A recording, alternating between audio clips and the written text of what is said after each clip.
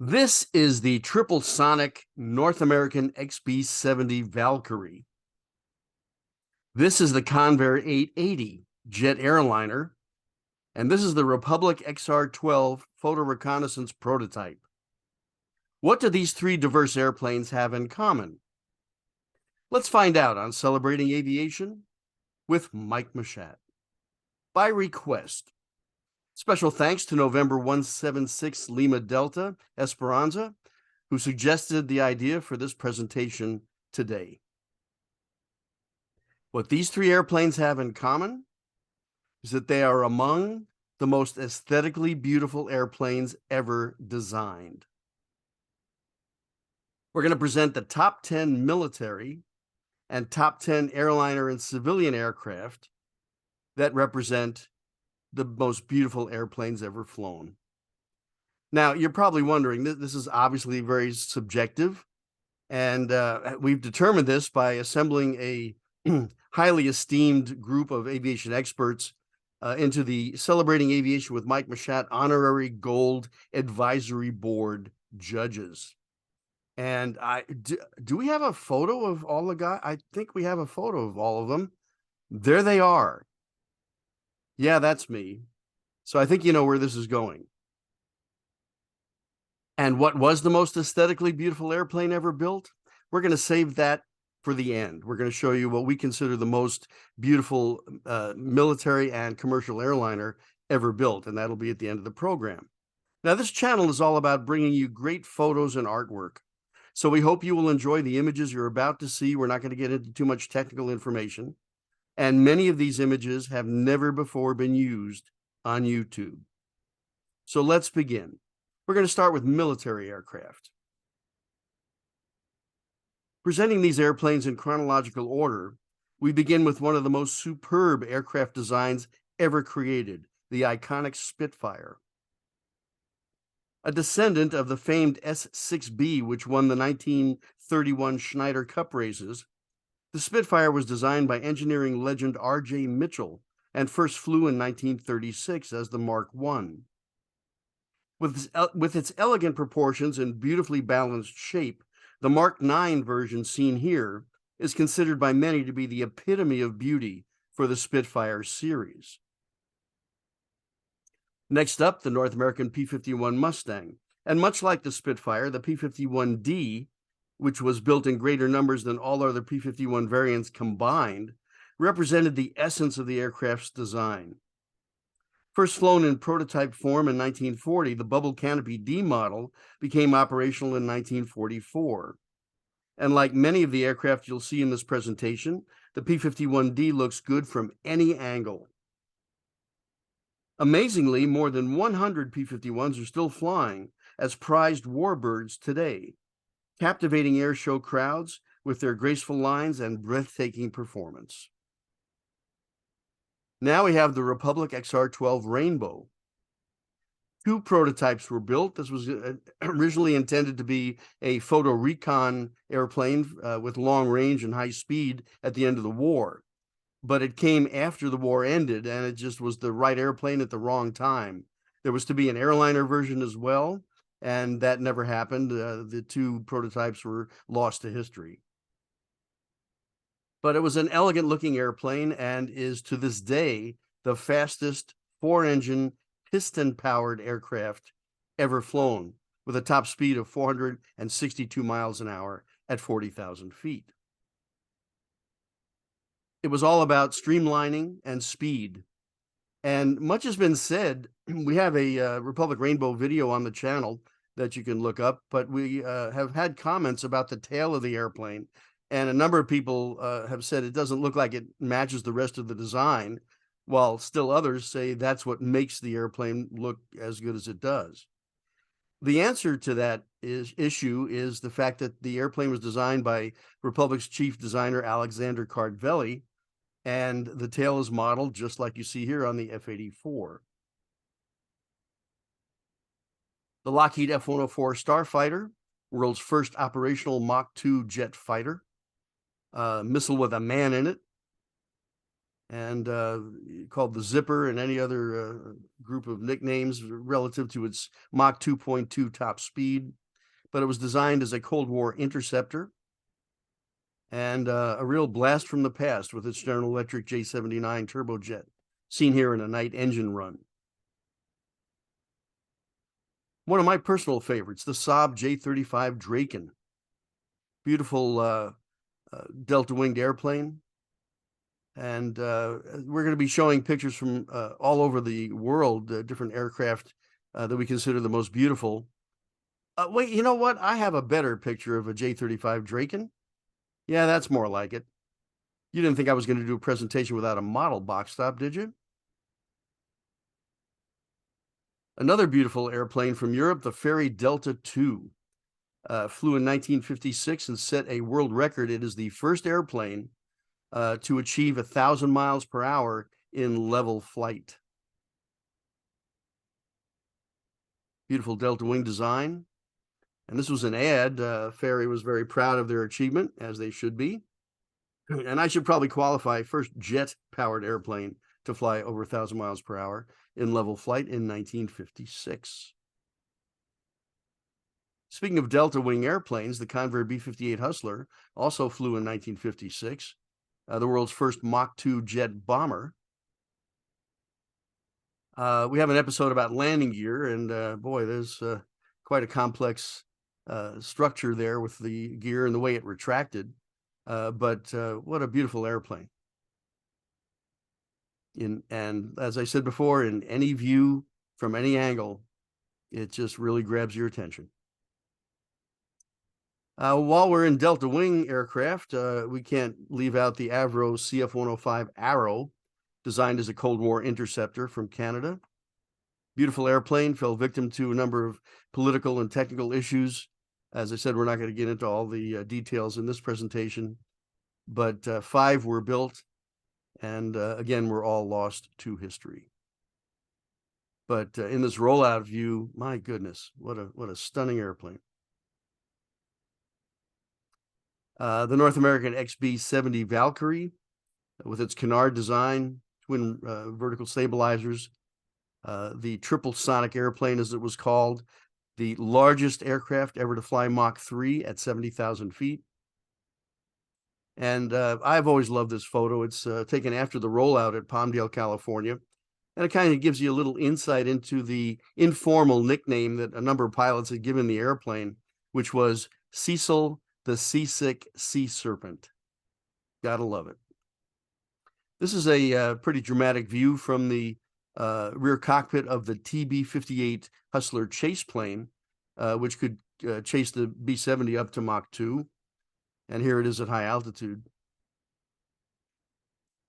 Let's look at some airliners. As I said, we're counting down, and we'll show you the ultimate airplanes at the end of the program, but let's take a look at some commercial airliners. And we'll begin with the de Havilland VH91Albatros, which, if you look at that design with its aquatic lines and graceful features, hard to believe this airplane flew in 1937. Flew for Imperial Airways, which was the predecessor to BOAC, or British Overseas Airways Corporation. But look at this, talk about streamlining. Look at this. Beautiful, beautiful airplane. And while we're talking about the UK, the Bristol Britannia, which first flew in 1952, nicknamed the Whispering Giant, and brought turboprop airline service to international routes in the 1950s. Here we see it at JFK Airport in New York in the early 1960s. And to me, it looks just as good as those jets. All right, the next one is a dead tie. Yeah, we had all the judges confer about this, and we just couldn't decide whether, well, there's a hint. You know what's coming now. The Lockheed Super G Constellation, which first flew in 1954, especially the intercontinental version with the 600-gallon tip tanks on the wingtips there. What an amazing machine. I don't think there's any argument that the Connie has to be the quintessential piston-powered airliner from the golden age. But we had a little bit of a conundrum. Was it this airplane we should choose, or the ultimate Connie, the 1649 Starliner? What do you think? Leave your choice in the comments below. One of my personal favorite airliners of all time, the French Sud-Est SE-210 Caravel, the world's first jet airliner to have its engines mounted on the rear fuselage, which is the configuration used by nearly every executive bizjet in the world to this day. We saw the SAS airplane, the Caravel III. This is the Caravel VI, which was used in the US by United Airlines starting in 1961. And the ultimate version, the Super Caravel 10 and the Stretch Fuselage 12, powered by Pratt & Whitney JT8D turbofan engines. The Convair 880, originally called the Golden Arrow, first flew in 1959. In terms of ultimate commercial success, not one of the greats. They built less than 60 of them, but what a beautiful airplane. Look at the proportions. And I know for many airliner enthusiasts, the nose section and windshield is probably as good as it's going to get for a first generation jet airliner. And I've used this slide before, but I had to include it. The all-white Delta Airlines Golden Crown 880. Absolutely stunning. Back to the UK for the Vickers Super VC-10 and a longer fuselage version of the VC-10 airliner, which flew in 1962. The Super flew in 64, and this was used across the North Atlantic. I have never spoken to a passenger or pilot who flew aboard this airplane that didn't absolutely love it. And even in the early model form, you can see the elegance of the four engines on the rear fuselage, T-tail, with that beautiful horizontal stabilizer. There it is at JFK in 1965.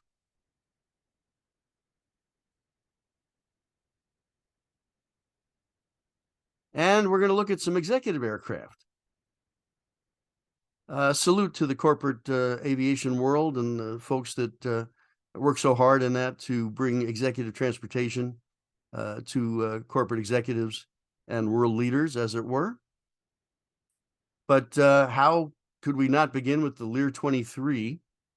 I should mention that you'll see something in common with all the airplanes we're showing you in this presentation. The designs are timeless. It really doesn't matter what year, what era, they all look absolutely superb, even today.